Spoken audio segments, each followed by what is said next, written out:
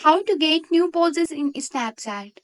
Hello everyone, I'm here to guide you how you can get the new poses on your Snapchat account.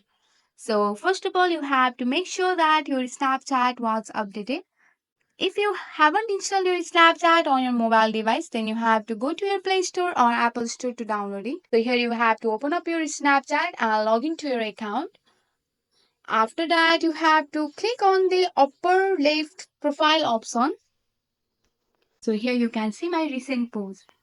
So to change that pose, click on that and go for pose and background.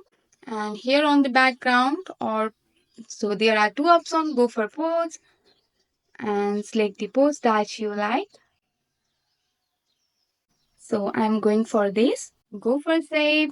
So that's the process how you can add the new pose in your Snapchat. That's it for today. If you like this video, please hit that like button and subscribe for more. I will see you in the next one. Thank you.